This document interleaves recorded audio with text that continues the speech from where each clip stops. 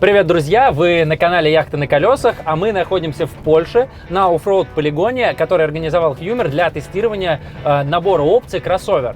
То есть мы сейчас едем на автодомах по бездорожью. Пока что дорога достаточно простая, но нам обещают, что здесь будет достаточно жестко.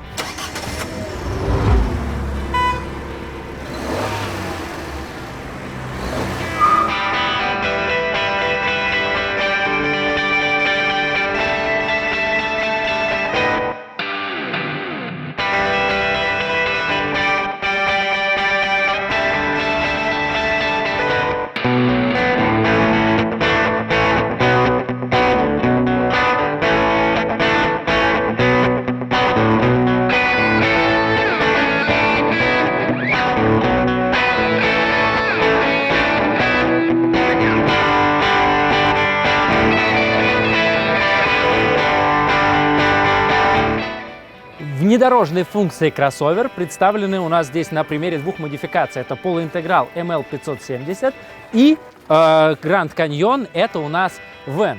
У нас есть обзор и на ту, и на другую модель подробно на канале, поэтому мы сегодня не будем на этом задерживаться. Мы едем проверять их во внедорожных условиях. Я выбираю Van, я выбираю Grand Canyon.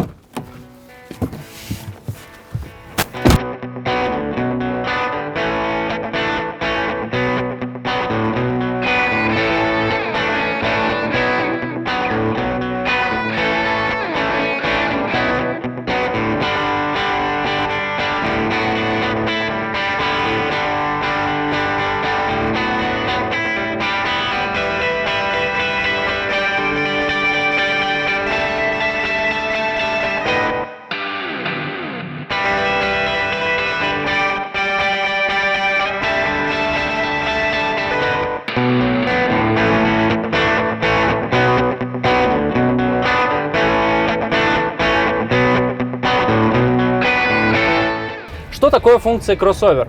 Это, по сути, набор опций, с помощью которого автодом становится более внедорожным. Это и высота, и дополнительные какие-то помощники, и так далее, и так далее, и так далее. Это можно заказать практически, в любой автодом от Hummer. И здесь у нас представлены два интеграла. Мы в данном случае едем на Grand Canyon, на Вене, и будем смотреть, как это поведет себя все эти функции поведут себя во внедорожных условиях. Стоит отметить, что в России достаточно проблемно с этими функциями, потому что как только все это заказывается пакетом, машина начинает весить в районе 4 тонн и уже не проходит в Б-категорию. То есть нужна обязательно категория С. Но на самом деле все функции, которые вам будут необходимы для бездорожья, можно заказать отдельно, а не пакетом кроссовер. Потому что пакет кроссовер это, в первую очередь, еще вот эти наклейки и общая упаковка. А если заказать отдельно, то есть вероятность, что машина поместится в 3,5 тонны и при этом, никак не потеряет в ходовых качествах. Бездорожье на данный момент весьма условное. По сути, мы просто нашли какие-то дороги российские в Польше. И катаемся, тестируем. Но, по мнению немцев, это жесткий оффроуд.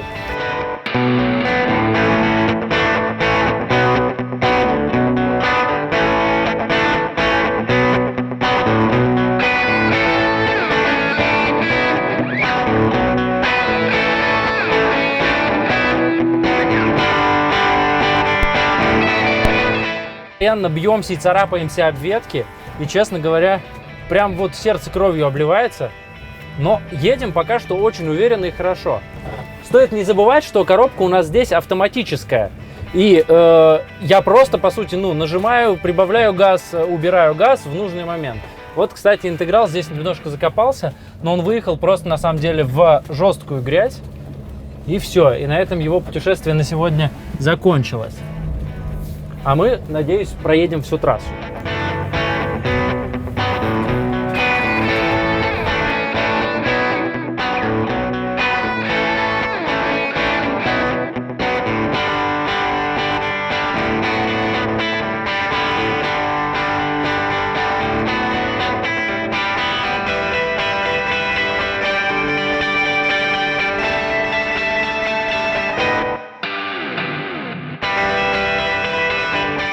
Достаточно серьезная здесь грязь, кочки.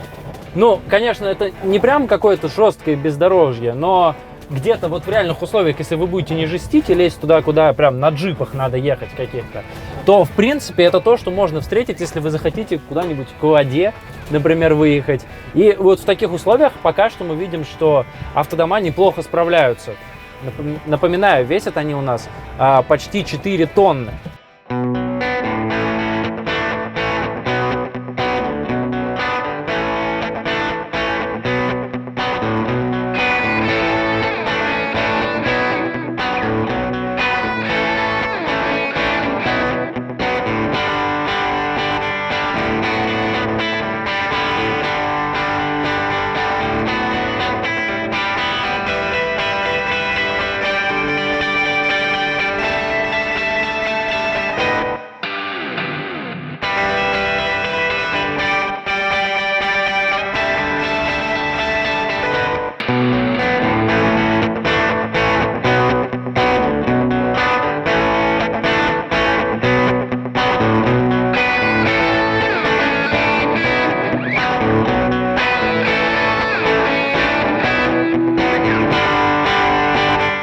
Вчера я ехал по трассе и тестировал круиз-контроль, но об этом расскажу отдельно, но сейчас я невольно задался вопросом, а будет ли он работать в бездорожье, без полосы и всего вот этого, или отключится. Работает. Вот сейчас мои ноги убраны с педалей, моя задача только немножко направлять руль в сторону условной дороги, и все, и мы едем автоматически. Вот, я просто поставил 30 км в час скорость, а он держит впереди идущую машину и разгоняется и сбрасывает в зависимости от того, как она находится далеко. Весьма удобно.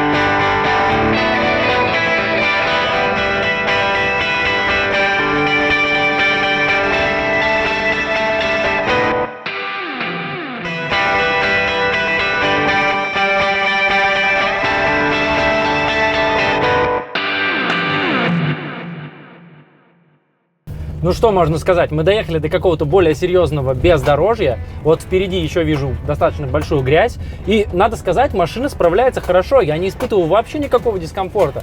Просто, где пожиже, разгоняешься чуть-чуть, чтобы не завязнуть, и все. То есть коробка автомат все делает за меня. Вопрос остается актуальным, по сути, только один. Надолго ли хватит при такой эксплуатации этой машины? Конечно, очень жалко то, как сейчас мы их насилуем. Вот мы уже, кстати.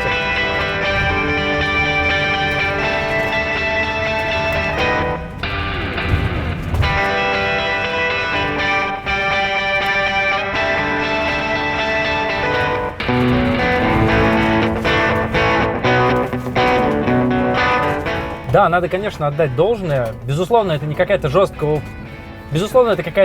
оффроуд трасса, но надо отдать должное. Даже на легковушке здесь какой-то по этой дороге, далеко не всякая проедет. Конечно, какой-нибудь Land Cruiser будет чувствовать себя, наверное, покомфортнее в более жестких условиях, но это автодом, и он не рассчитан особо ездить по бездорожью. Это серийный автодом, то есть надо понимать, что это не специально. Понятно, что бывают внедорожные автодома, но это серийный. Просто обычный сходит с конвейера, вы можете его купить вот в такой комплектации, и он проедет по практически отсутствующей дороге.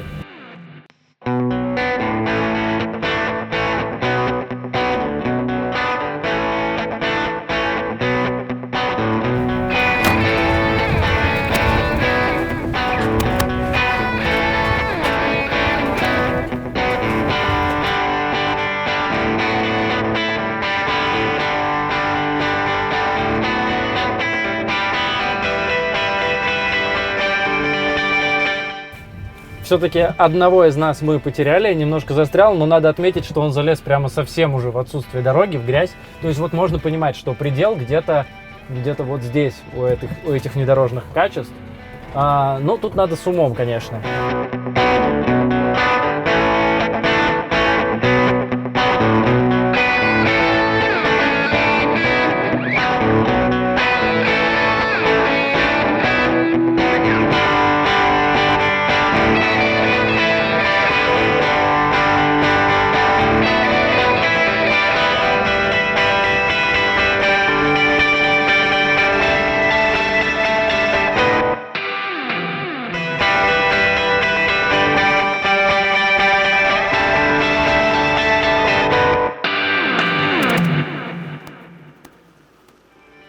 Что я могу сказать?